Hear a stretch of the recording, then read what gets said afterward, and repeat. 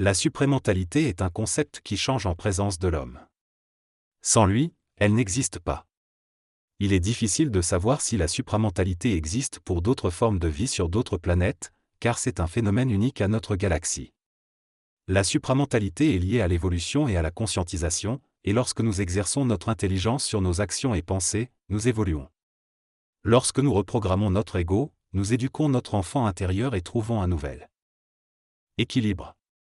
L'ego peut être un ami s'il collabore avec l'esprit, mais il doit accepter de se tourner vers une religion mentale où l'intelligence est le Dieu attendu.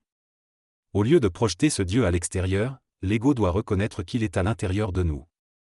Cependant, l'ego qui est habitué à dominer a du mal à reconnaître le mental relié au plan supramental. Parfois, l'ego peut nuire et doit entrer dans une religion mentale où il fait confiance à l'esprit. Cela implique d'être discipliné, patient et de comprendre les mécanismes de l'intelligentiation et de l'esthétisme. L'ego joue deux jeux contradictoires, celui de la conscience et celui de l'évolution. Pour pouvoir discerner entre l'ego et l'intelligence, il est nécessaire de faire appel à la religion mentale, qui permet à l'ego de travailler en collaboration avec l'intelligence vers le but recherché, sans souffrance. Cependant, l'ego ne peut pas adorer deux dieux, à savoir un dieu extérieur et un dieu intérieur. Dès lors, la naissance d'une religion mentale chez l'individu passe par la dilution des liens qui le rattachent à une religion collective, afin de permettre à l'ego de se détacher progressivement de cette obédience religieuse. À un certain moment, l'ego aura tout de même besoin d'une religion, mais devra faire confiance à sa capacité de discerner entre l'intelligence et le non-intelligence, en se basant sur le mental libre et relié au plan supramental. Ainsi, l'ego devra finalement se remettre dans les mains de ce Dieu-là, c'est-à-dire le mental relié au plan supramental. Bien que l'ego puisse être un allié dans la direction que l'on souhaite prendre, il ne faut pas lui accorder une confiance aveugle et il est nécessaire de le surveiller. Le problème survient lorsqu'au bout d'un certain temps, l'ego ne sait pas s'il évolue ou s'il se conscientise, ce qui génère le doute. Pour éviter cela, il serait possible d'encourager l'ego de manière pratique en lui précisant les critères et résultats concrets qu'il pourrait obtenir après un certain temps. L'ego est un concept qui évolue et accumule de la mémoire, mais il ne change pas réellement. L'ego peut se perdre car il cherche des résultats tangibles, mais ceux-ci ne seront jamais palpables pour lui. L'évolution et la conscientisation ne sont pas perceptibles par l'ego. Les expériences vécues peuvent sembler avoir des effets, mais ils ne sont pas réellement tangibles pour l'ego. Pour que quelque chose soit tangible pour l'ego, cela doit être endocrinien, astral et destructeur. Encourager l'ego dans la conscientisation n'a pas de sens car cela ne concerne pas l'ego lui-même. On ne peut pas vivre dans deux mondes et il est nécessaire de choisir de servir l'un des deux, soit l'ego, soit la conscientisation. En résumé, le texte souligne que les individus suivent souvent les lois de leur religion sans en comprendre véritablement les enseignements. L'ego joue un rôle central dans cette situation, car il cherche avant tout à être satisfait.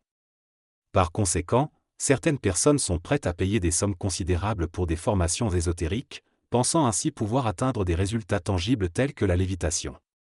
Cependant, l'évolution réelle consiste à se transformer intérieurement et à développer une compréhension profonde de soi-même. Il est souligné que l'ego ne peut pas comprendre les raisons profondes de cette évolution et peut même finir par se sentir en cercle vicieux. La conscientisation et le développement spirituel ne concernent pas l'ego, mais peuvent apporter des changements positifs perceptibles dans la vie quotidienne. L'argent commence à rentrer, mais cela n'a rien à voir avec les actions de la personne, c'est juste une coïncidence. L'ego peut penser qu'il est responsable de cette situation, mais en réalité il n'a aucun contrôle sur la matière. Lorsque l'ego s'en mêle, tout se perd. Il ne faut pas confondre la conscience de soi avec l'évolution. Beaucoup de personnes ont l'impression qu'elles évoluent lorsqu'elles vivent certaines expériences, mais en réalité elles perdent leur temps. Ce n'est pas celui qui contrôle les choses qui est évolué, c'est celui qui n'a rien à contrôler.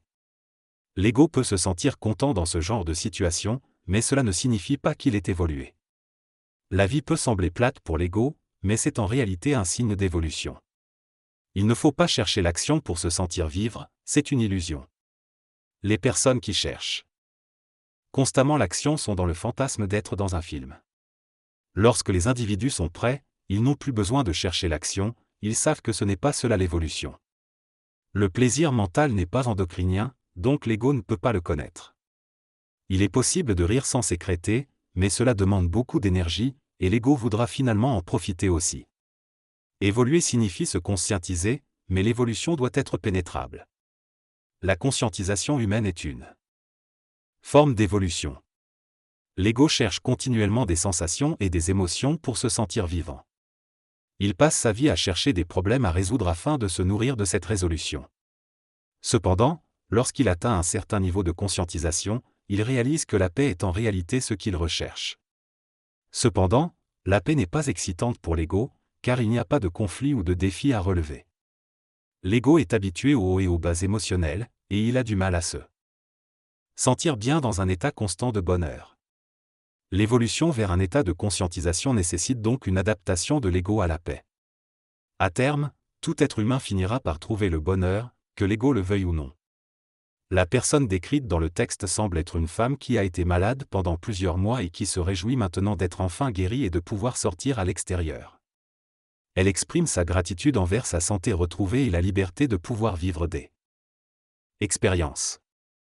Elle mentionne également l'ego, qui souhaite parfois attirer l'attention en étant malade, et souligne l'importance de prendre soin de sa santé en étant conscient de ses propres perceptions et en évitant les mensonges cosmiques.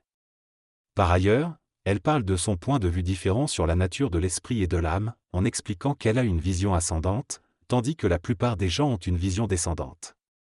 Elle ajoute que la perception énergétique des années peut différer de la notion traditionnelle du calendrier et que l'énergie de l'année 1991 a commencé en novembre 1990.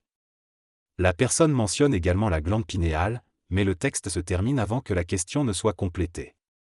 La glande pinéale et le troisième œil se manifestent tous les deux dans la tête. La question de savoir à qui parler et à qui ne pas parler peut être résolue en suivant une instruction parlable pour se protéger. Pour se protéger, il est possible d'utiliser un manteau humain. La mort psychique consiste en la transformation de tout ce qui est mécanique dans la psychologie, ce qui peut être dangereux pour l'ego, mais cosmiquement ce n'est pas une mort. Le contact avec le plan supramental se fait lorsque l'on est prêt, et on peut déjà être en contact sans le savoir. La conscientisation et le dialogue intérieur peuvent tout changer au niveau de soi, mais pas nécessairement au niveau de la planète. Il est possible d'instruire l'ego plutôt que de lui faire une colère mentale, et la conscientisation permet de travailler sur soi et de devenir moins manipulable. Des techniques peuvent être utilisées pour régler des problèmes spécifiques, mais la conscientisation est ce qui réglera tous les problèmes à long terme. La conscientisation ne suffit pas à résoudre tous les problèmes. Parfois, il est nécessaire de prendre des mesures pratiques pour régler les problèmes du corps physique, même si cela va à l'encontre de la prise de conscience. La prise de conscience peut améliorer la situation, mais cela ne garantit pas la guérison complète. Le corps physique peut nécessiter des soins médicaux ou des techniques spécifiques pour résoudre les problèmes. La prise de conscience peut rendre la situation plus confortable, mais il est important de continuer à prendre des mesures pratiques en parallèle. L'ego a tendance à vouloir tout contrôler et peut parfois empêcher la guérison complète en cherchant à prendre le crédit pour la guérison. Il est important que le mental prenne le contrôle du corps physique et supprime l'ego pour permettre une guérison complète. L'astral peut également jouer un rôle dans la manifestation des problèmes, mais il est essentiel de continuer à prendre des mesures pratiques pour résoudre les problèmes physiques. Le texte évoque la nécessité de maîtriser son ego et de travailler sur son développement personnel. L'intelligence doit être utilisée pour corriger et guider l'ego, afin de prendre le contrôle de sa vie. L'intelligence permet de conscientiser les erreurs et de corriger les comportements néfastes. Il est aussi question de l'importance de prendre soin de son corps et de ne pas se laisser entraîner par des comportements destructeurs. L'intelligence permet de préserver son système de justice interne et d'organiser sa vie de manière harmonieuse. L'ego peut conclure un pacte avec l'astral, le domaine des émotions et des instincts, mais il faut en respecter les conditions pour éviter les conséquences négatives. En fin de compte, il s'agit de travailler sur soi-même pour progresser et trouver l'équilibre. Lorsque vous rentrez chez vous, vous remarquez des lacunes et décidez de les changer. Votre ego peut accepter ou rejeter cette décision en utilisant des raisons intellectuelles. Vous vous demandez si les extraterrestres peuvent entrer en contact avec les esprits humains et vous croyez que les personnes conscientes attireront des mécanismes extraterrestres et intraterrestres dans les prochains mois. Vous vous demandez également si les extraterrestres viendront parlementer et apporter des réponses aux problèmes inter-extraterrestres. Vous demandez des explications sur l'intervention d'une soucoupe volante.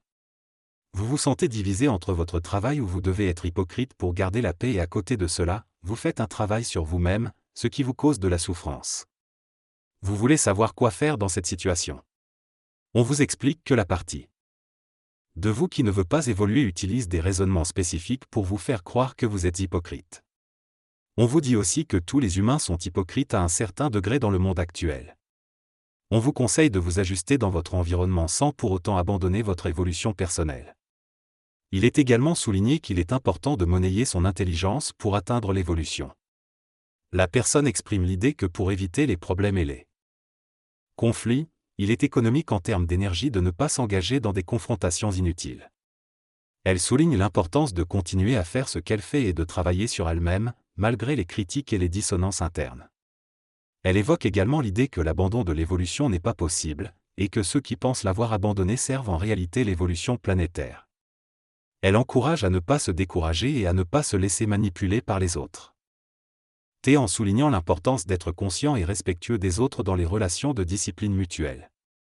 Enfin, elle évoque la possibilité que les hétérodisciplineurs, des personnes de même calibre ou supérieures avec qui on a établi un accord de discipline mutuelle, puissent finalement devenir des autodisciplineurs. Dans cette discussion, il est question d'une situation où l'humain aurait perdu le contrôle de lui-même et serait maintenant manipulé par quelqu'un d'autre. Cependant, elle est suggéré qu'il est possible pour l'humain de retrouver son autonomie en devenant un autodisciplinant. Cela signifie qu'il serait capable de contrôler son ego et son corps physique par lui-même, sans l'aide extérieure. L'idée est que lorsque l'humain était sous l'influence de quelqu'un d'autre, il acceptait facilement cette discipline imposée, mais maintenant, il doit prendre cette responsabilité lui-même, ce qui peut causer des frustrations et un sentiment de vide. Cela suggère que l'énergie qui était auparavant utilisée pour le plaisir et la sensation doit maintenant être utilisée pour la conscientisation, ce qui peut être déroutant pour l'ego. Ensuite, la discussion évoque des questions sur la manipulation, les papiers et le contact avec le supramental, mais il est mentionné qu'il faudra répondre à ces questions plus tard. Finalement, une pause est annoncée pour continuer les discussions intéressantes plus tard.